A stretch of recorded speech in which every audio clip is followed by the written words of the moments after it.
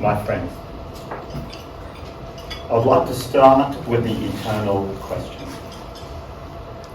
I am the basis of all wealth, the heritage of the wise, the thrifty and prudent. I am the poor man's joy and comfort, the rich man's prize, the right hand of capital, the silent partner of many thousands of successful men. I'm the solace of the widow. I'm the comfort of old age, the cornerstone of security against misfortune and want. I am handed down to children through generations as a thing of great worth. I'm the choicest fruit of toil. Credit respects me. Yet I am humble. I stand before every man, bidding him know me for what I am. Though I seem dormant, my worth increases, never failing, never ceases. Time is my aid, and population heaps up my gain. Fire and the elements I defy, for they cannot destroy me. My possessors learn to believe in me. Invariably, they become envied. The thriftless speak ill of me.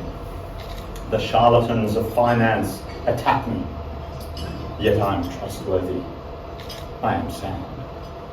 Minerals come from me. I am the producer of food, the basis for ships and factories, the foundation of banks. Yet I'm so common that many thousands pass by me and walk upon me. I am land. Ladies and gentlemen, we are today talking about the world's greatest asset class, the land. And Australia is still, in many ways, the exact thing that we referred to it so many hundreds of years ago, the lucky country. And you might say, well, why are we so lucky? We're so lucky in so many ways. We are only 26 million people. We're less than 26 million people. We live on 7.7 million square kilometres of land, right? And we have a density of only 3 people per square kilometre. In fact, 70% of us almost live in only 6 places. And don't get me wrong, they're some of the nicest 6 places in the world to live in. I mean, if you looked at the various surveys that they do for most livable cities in the world, Sydney, Melbourne, Brisbane, sometimes Adelaide, will often rank almost invariably in the top 6. Sydney would probably rank number 1 of any city in the world, except for affordability. If you took out affordability, I suspect Sydney will rank number 1 in just about every survey. I mean, I've been to 350 cities, perhaps, some number like that. I would say Sydney has the best attributes of any large city that I've been to. It certainly has the best weather. But the luckiness of this country, the luck, doesn't really stop there. I mean, we own 10% of the entire wool of the world. We have 21 million tonnes per annum in wheat that we export. In fact, we make 5 times the amount of food that we would ever consume. So guess what? The beautiful meal that you enjoyed tonight is a symbol of how you would never go hungry living in Australia.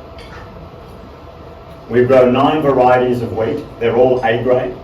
We export all of them, and we can send them to most countries cheaper than they can produce their B grade.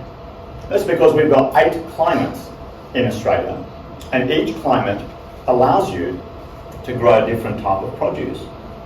So pretty lucky, I would say, pretty lucky. I mean, people think we've worked for this. We didn't really work for this. This is God's gift, yes? And let me keep going. We are, of course, one of the largest. We're really sitting on top of a pile of minerals. We own the largest reserves of iron in the world and the best quality. We're the 3rd largest exporter of minerals overall. We had $200 billion worth of exports in the mineral space in 2018. We're leaders in coal. In fact, nearly all of the world's coking coal that you need to make steel is in this country. So if you ever want to make steel going forward, you'll need our iron, you'll need our coal. Now, I know coal is out of favour and so on, but coking coal is the only substance known to man right now that can heat the iron to 2700 degrees so you can make steel. So you need it. And we have it. So you need us. That's good news. Lucky. Now, we're not going to be lucky forever. We've got titanium and uranium and zinc and nickel. We own the largest reserves of aluminium in the world. We own half of the world's exportable gold. We're the second largest exporter of copper, and so on. But, yes, but, if you're born lucky, you know what they call that? A great start. You should never forget that you've got to work for the rest of it.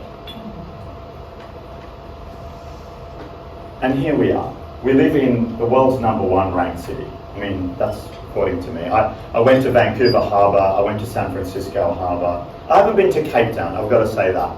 And they tell me that's a spectacular harbour. But out of all the harbours I've been to, including Venice, including San Francisco, including all the various cities, I don't think I've seen a harbour as pretty as ours. So I love it, and maybe it's a bit like loving your own children. Yes, but I do love this child, yes. And for those of us who are lucky enough to live close to that water, it's a spectacular place. Spectacular. Now, people say Sydney's full. A former Premier who was a friend of my office and whom I knew well, Bob Carr, said that Sydney was full. And of course I know where Premier Carr, who was a great intellectual, had this notion. And this notion came from the idea of a famous 19th century architect and planner called Ebenezer Howard, whom, if some of you have heard of him, if not, I'll explain. He basically thought that the perfect city would be no more than 2.5 million people. And that once you get to 2.5 million, you shouldn't grow that city anymore. You should go and plonk another city somewhere else and grow that to 2.5 million and so on. Now, as a theoretical model, that's ideal. But as a practical model, in my opinion, it's a dire failure. In fact, I would say, as an expert on cities, hopefully an expert on cities, that the best cities in the world are somewhere around 10 million. The reason is that the range of services that you need to be an international world-class city don't exist in a small place. When you're 10 million, let me explain it differently. Not only are we not full, but if we were a lot fuller, we would have a lot more advantage. Let me go on. Here's what the problem is. Whoops. Here's what the problem is. Only 48% of us pay tax. They pay 100% of the tax. To those accountants in the room, you'll be very thrilled to know that there are more customers to come if we grow the population. So, now, that in itself is an issue, but it's an issue that is compounding by this statistic. The demographic that pays tax in Australia is essentially aged between 20 and 60 years of age, more or less. I mean, there'd be many of us still working beyond 60 and there'd be many of us working before 20, but in round numbers, just for approximation, what we do, we spend a lot of money on you till you get to 20, then you finish university, usually 20, 21 or 22, then we get you into the workforce for 40 years, and then after you're 60, you cost us a lot of money, right? Now, it is incumbent on every good society in the world to take care of its children and its elderly, but it does mean that the productive part of the community, aged between 20 and 60, has got to produce a lot of wealth, because that's the only tax that produces the federal budget. So the federal budget's about 500 to 600 billion, depending on how much money you need to borrow in a year, but say 600 billion, roughly 50% of the federal budget, roughly, is spent on social security. So that's aged care, pensions, disability benefits, and so on. And therefore, to be able to afford a great lifestyle for our families, for our brothers, for our sisters, for our parents, for our children, the productivity of the nation needs to remain high.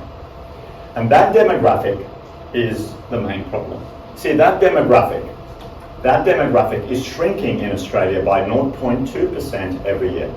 So it is conceivable that within the next 20 to 30 years, we will actually never be able to balance another budget based on the services we have to maintain to house and clothe and look after our population with the existing tax base. So how do we fix it? Well, here's the problem. We can, first of all, you can go into austerity. We can do a Greece. We can reduce spending. We can reduce it radically. That's easy to do. Don't spend much from the federal budget. Collect tax, spend less. You can not very popular, by the way, and generally considered ineffective. It didn't work in Greece. It really didn't work anywhere else in the world. But it's an option. Second option is increase tax rates. Who would like to have their tax rates increased? Please raise your hand. Okay, we can probably gather it's slightly unpopular. So not very good idea. In fact, the Americans made an art form in lowering tax rates and increasing tax revenue. And it sounds almost nonsensical that you could lower the amount you're taxing people and produce more tax revenue. And the Americans do lots of things that are nonsensical, but that would seem to work. Now, I don't know whether we advocate that, but I suspect the Federal Treasurer might try that this year before the election. The reason is, when you decrease tax rates, you increase economic activity, you increase investment, you increase the appetite of people for doing things, and actually, the tax commissioner once told me, it actually increases the rate of compliance with paying tax. So if you think the tax is reasonable, you'll generally just pay it without asking a lot of questions. But if we made it 60%, we'd all be trying to find ways to avoid something, right? Sorry, I'm not suggesting that. The other thing is we can sell assets. And you might say, well, government doesn't have any assets. Wrong. The government in Australia, how much of Australia's entire 7.7 million square kilometres is urban? So if you counted all the city areas in Australia and added them up together and divided them by 7.7 million, what percentage would that make up of the total land mass? Someone, please? 2%. 2%. It's less than 2%. It's 0.4%. So if you doubled it, you wouldn't get to 1%. So when you say we have no place to put the people, I would argue differently. You could take a 100-kilometre coastline, even just 100, forget about the inland. The inland is still very habitable compared to many places in the world, including Saudi Arabia, where I lived as a child for a couple of years. But leaving that to one side, you could take a 100-kilometre band around our entire coastline. You could fit 300 million people in it, you wouldn't know they're there. Tasmania, 70,000 square kilometres. I'll give you a simple example. 70,000 square kilometres. It's twice the size of Taiwan. Taiwan's roughly 36,000, right? Taiwan, 25 million people. Tasmania, 500,000. So you could put the population of Taiwan in Tasmania and you still have half the density of Taiwan. We're not going to do that, but I'm not frightening you, I'm sure. But here's the solution. Have more babies. Okay, now when you go home tonight, there's something I want you to do. Please, when your wife complains or your husband complains, tell them this is not about them. You must do lots of this, and you must do it often. No, so our reality is that we're only producing 1.7 children now per couple, which is not at replacement rate.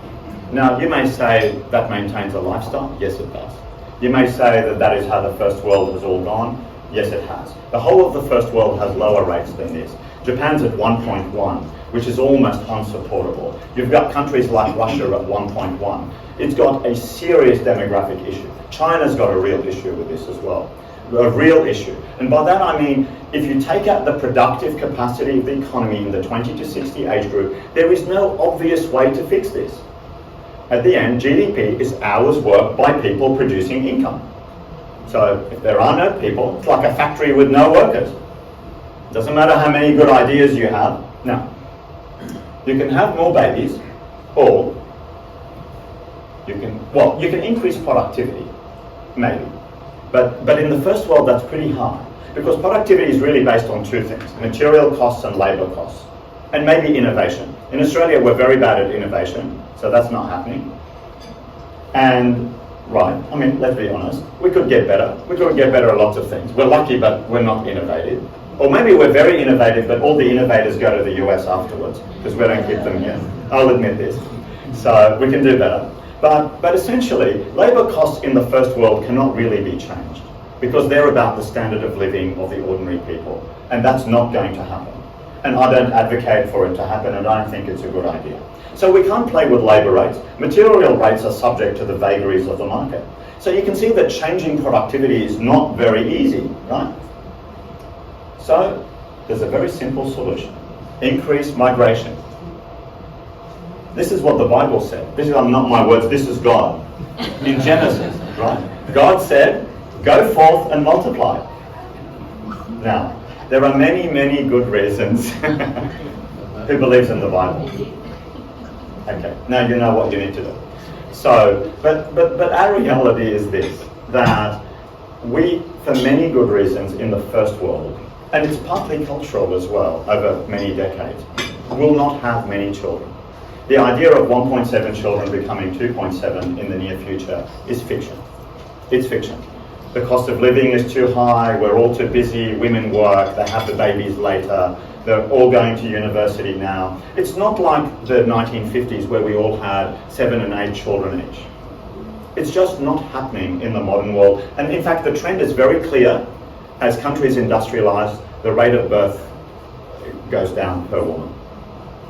So now, it's very easy for countries like us that are empty, that have densities of 3 people per square kilometre. In fact, someone said Sydney is too dense. Well, let me give you the statistics. Sydney is 417 people per square kilometre.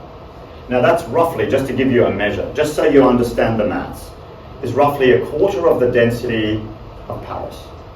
It's a fifth of the density of London. It's a quarter of the density of Rome.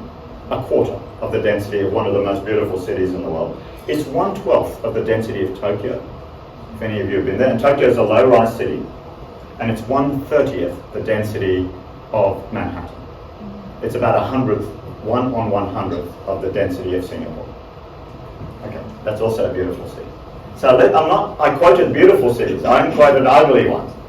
So density can be very beautiful if you get it right, and it will give you the ability to make public transport work if you're going to reduce carbon emissions, as we promised the world by 2050. They will not be reduced in a sparse city that is spread out over a large geographical area. Now, there's nothing nicer in public life than quoting oneself. So let me quote myself. This country did not benefit from migration, it was built on it. And why do I say that? I said this on 60 Minutes, by the way. If some of you look it up on 60 Minutes, you'll see that Liam Bartlett, who was interviewing me, said, well, migration, isn't that the problem? And I said, Liam, this country didn't benefit from migration, it was built on it. And he didn't know what to say. But anyway, he was a very nice interviewer, but he wasn't very pleasant. Now, this is what I imagine. You know, they say dream the dream. Go higher, go to Nirvana, go to Eden. Dream big, right? And I think the big Australia is our solution. A big Australia of about 60 million plus is a wonderful place to start. I'll tell you why. You would then be the largest economy by a long shot in the Southern Hemisphere. No one will do a deal south of the equator without us being at the table. That's one.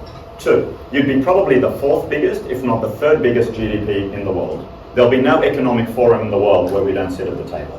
It doesn't have to be G18 or G20. They need to get 20 now to get their cut in, because we're top 14. But we'd now be in the top 5.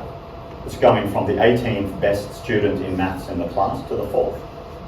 Really good. Could even go higher if you want to bring more people. You would have 2 cities at least of 10 million people, Sydney and Melbourne. Let me give you the advantage of doing that very obviously. You know, we can never have a very fast train between Sydney and Melbourne. You can never have one, because it costs $110 billion. I was with an expert the other day, and he said to me, but that's ridiculous. We built one in Belgium for $40 billion. And I said, yeah, but you've gone 30 kilometres. We've got 810 kilometres to travel. It's not simple. So there's our problem. It's a brilliant big continent with lots of wealth, but the distance is an issue. So I think you would have Sydney and Melbourne, 2 world-class cities by then, maybe Brisbane even close to that. You would be at top-notch services. You would allow the whole world to know who we are. We'd be in the world's top 3 or 4 economies. We'd have a seat at every table. We'd have the best health system in the world. And for once, we'll be able to defend ourselves without the Americans. Yeah, seriously. Seriously. I mean, at the moment, there is no way this whole coastline can be protected without our cousins from across the Pacific. If one day we wanted to depend on our own resources to do our thing, you will need a defence force that's able to have money spent on it that's commensurate with a 16 million person tax base. Right? So that's what we'll be. We'll be able to defend the nation. And you know what? We keep talking about innovation. You know why the innovation leaves Australia? Because the programs that we have, I've taught at Harvard and I've taught at Shanghai, and you should see the programs they have in these great top world universities, right? They have $4 or $5 million created for each program. Harvard's got $47 billion as an endowment fund, US dollars. In fact, I was joking with the professor I was with. I said it's really a wealth fund with a university wrapped around it. I mean, 47 billion is bigger than most sovereign funds, right? But what it allows them to do, they found smart people, come. Don't worry about Australia or Indonesia or Philippines or Thailand or anywhere, just you come, we put a $5 million program, we pay you whatever you want. We'll get you the Nobel Prize winner from 3 years ago to come, and we'll produce something new. You'll be the next Nobel Prize winner. You will go, and you probably won't leave the US after that, because it becomes your life. Now, that's what we'll be able to offer, I think. We can really be the smart country. We are smart. So, my conclusion. Build a big Australia. Build a powerful and diverse economy, which is diversifying from agriculture and mining into services, into IT, into new age technologies, right? Concentrate on the traditional strengths and build from those the new economies in tourism, in education. I mean, our education sector is currently our 4th biggest money earner. It could easily be our number 1. It could be bigger than mining. We have 5 universities in the top 50. They could be in the top 20. They could be in the top 15. But they need funding. They need programs. They need a taxpayer base that supports them. And they need the innovation that comes with a diverse economy to build on that strength. And the new economy will be about solar and batteries. And we need to develop that technology here. It'll be tomorrow's technology. Now, I'd like to finish, because this will sound impressive, with a bit of Aristotle from the 5th century BC. Aristotle, famous philosopher, said that you can change the direction of any place or any person if you could do 3 things, or one of 3 things. But I think we would need to do all 3. And he summed them up in ancient Greek as ethos, which is ethics. So if you have good ethics, people will follow you. Pathos, or empathy. If you can make people feel what you feel, or you can feel what they feel, they will follow you. And the last one is logos. Logos is the ancient Greek word for logic, but actually is the Greek word for knowledge. So knowledge makes you convince people of new things. So, ladies and gentlemen, we are in the luckiest country in the world. We do need to build on our great start and keep going in the next century. We need to build a bigger population. We need to build better cities. We need to be more innovative. And I think we need to trust ourselves to build a knowledge economy with ethics and empathy.